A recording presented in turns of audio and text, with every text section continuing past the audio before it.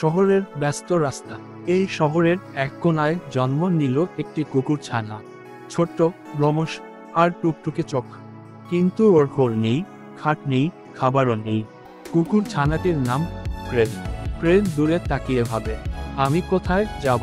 আমি শুধু একটু ভাত আর একটু আদর চাই। কুকুর ছানা ফ্রেড খাবার খুঁজছে, একজন লোক চিল্লাচিল্লি করছে। ফ্রেড কেঁদে কেঁদে বলছে, আমি তো কিছু করিনি, শুধু একটু ক্ষুধার জ্বালা। একদিন স্কুল ফেরত রাফি দেখে কুকুর ফ্রেডকে। রাফি তার মাকে বলল, দেখো না কুকুরটা কত দুঃখে আছে। রাফি পকেট থেকে বিস্কুট বের করে দেয়। ফ্রেড মনে মনে বলতে লাগলো, এই প্রথম কেউ হাসি মুখে আমার দিকে তাকালো। রাফি প্রতিদিন ফ্রেডের জন্য খাবার আনে, পাশে বসে গল্প করে। ফ্রেড রাফিকে বলল, তুমি কি আমার বন্ধু হবে? রাফি বলল, আমি তো তোমার বন্ধু হয়ে গেছি। ফ্রেড একদিন বৃষ্টিতে ভিজে কাঁপছে। রাফি দৌড়ে আসে ফ্রেডকে বলল, এসো, আমাদের বারান্দায় থাকো।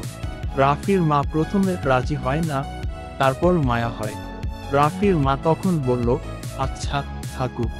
এত নিরীহ কুকুর। ফ্রেড রাফির সঙ্গে খেলছে, ভাত খাচ্ছে, ঘুমাচ্ছে বিছানায়। ফ্রেড এখন আর পথের কুকুর নয়, ও এখন রাফির পরিবারে একজন সদস্য। ফ্রেড হাসি মুখে ভাবতে লাগলো, আমি ঘর পেয়ে গেছি, আমি আর একা নই। রাফি আর ফ্রেড একসঙ্গে বলছে, ভালোবাসা হলে ভাগ্য বদলায়। সকলের জন্য বার্তা, পথের প্রাণীরাও ভালোবাসা চায়। আমরা সবাই একটু করে যত্ন নিলেই ওরাও খুশি হতে পারে।